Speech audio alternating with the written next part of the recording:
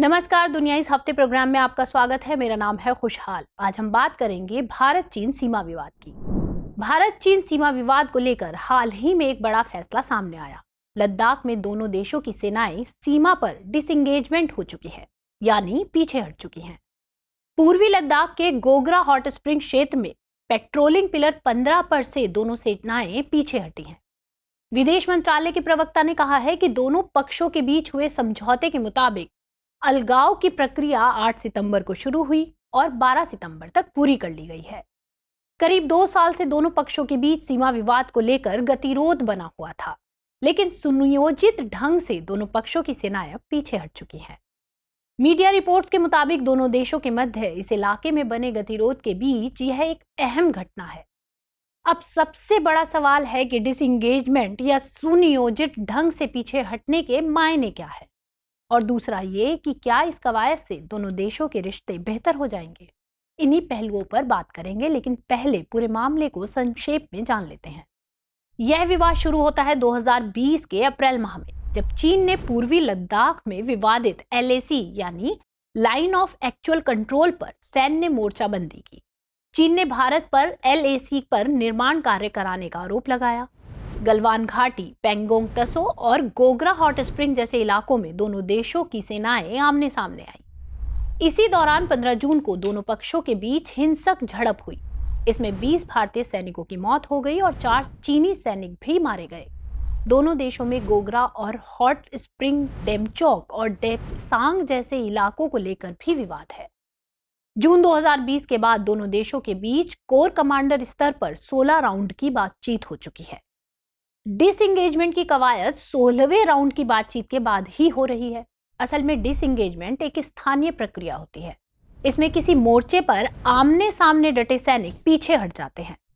Disengagement का मतलब है कि दोनों तरफ की सेनाएं समन्वित, चरणबद्ध और सत्यापित तरीके से इस क्षेत्र में आगे की तैनाती को रोकने पर सहमत हुई हैं। दोनों पक्षों के लगभग 50 सैनिक अब अपने अपने क्षेत्रों की निगरानी करेंगे। विदेश मंत्रालय ने यह भी कहा है कि दोनों पक्ष सभी अस्थायी ढांचे और अन्य संबद्ध बुनियादी ढांचे को हटाने और पारस्परिक रूप से सत्यापित करने के लिए सहमत हुए हैं। हालांकि गतिरोध शुरू होने से पहले दोनों सेनाएं एक दूसरे से कुछ किलोमीटर की दूरी पर थी, मगर इस डिसएंगेजमेंट के बाद भी अब वो स्थिति नहीं है। ये सेनाएं पीछे तो हट रही हैं, लेकिन पहले की स्थिति से अभी भी वह आगे हैं।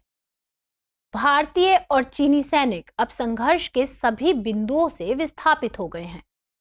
इनमें पेंगोंग तसो के उत्तर और दक्षिणी तट, PP14, PP15 और PP17A शामिल हैं। हालांकि विशेषज्ञों के अनुसार ऐसे कई विवादास्पद मुद्दे हैं जो सीमा के मुद्दे से संबंधित हैं और अभी भी ये हल किए जाने बाकी हैं। आप पूछ सकते हैं कि जिद्दी चीन आखिर पीछे हटने पर राजी कैसे हुआ। असल में चीन के पीछे हटने को सिर्फ क्षेत्रीय राजनीति के तौर पर नहीं देखा जाना चाहिए। अगर चीन अपनी जिद से पीछे हटा है तो उसकी कुछ मजबूरियां हैं। हालिया वक्त में चीन के कई देशों के साथ तनावपूर्ण रिश्ते चल रहे हैं। अभी ताइवान, अमेरिका और पश्चिमी देशों के साथ चीन का गतिरोध चल रहा है। दूसरी ओर भारत से भी उसके रिश्ते खराब ही रहे हैं। ऐसे में वह नहीं चाहता कि पड़ोसी देश भारत के साथ रिश्तों में और ज्यादा कड़वाहट आए। वो चाहेगा कि अभी ताइवान और अमेरिका पर ही ध्यान केंद्रित किए जाए। हालांकि सीमा पर से चीन का पीछे हटना भारत के लिए किसी कामयाबी से कम नहीं है। इसकी वजह है कि चीन जब किसी पड़ोसी देश में कुछ हासिल करना चाहता है तो वो हासिल करके ही मानता है। नेपाल और श्रीलंका में हम ऐसा देख चुके हैं। सामने वाला देश ज्यादा प्रतिरोध भी नहीं कर पाता है, मगर भारत अब चीन के सामने चुनौती बनने लगा है। भारत अगर चीन के सामने खड़ा हो जाता है तो पीछे हटने को तैयार नहीं होता। पूर्वी लद्दाख के मामले में भी ऐसा ही हुआ है। इससे वैश्विक बिरादरी में एक संदेश गया है कि भारत एक ऐसा देश है जो चीन के सामने डटकर खड़ा हो जाता है। जाहिर है इससे भारत की साख में इजाफा हुआ है। अब सवाल है कि क्या इस कवायद से मान लेना चाहिए कि दोनों मुल्कों के रिश्ते अब बेहतरी की ओर हैं। इस मामले में जानकारों का मानना है कि दोनों सेनाएं सिर्फ राजनीतिक मकसद के लिए यह कवायद कर रही है। दावा किया जा रहा है कि दोनों सेनाओं के बीच 16वां राउंड की बातचीत हुई। पिछली यानी 16वें राउंड की बातचीत जुलाई में हुई थी और उसी के तहत डिसएंगेजमेंट का समझौता हुआ था। मगर जानकारों की माने तो उस बैठक के साझा बयान में ऐसा कोई इशारा नहीं था। दावा किया जा रहा है कि ये बहुत ही हड़बड़ी में लिया गया फैसला है। इसलिए ऐसा माना जा रहा है कि दोनों देशों की यह कवायद बहुत अस्थायी हो सकती है।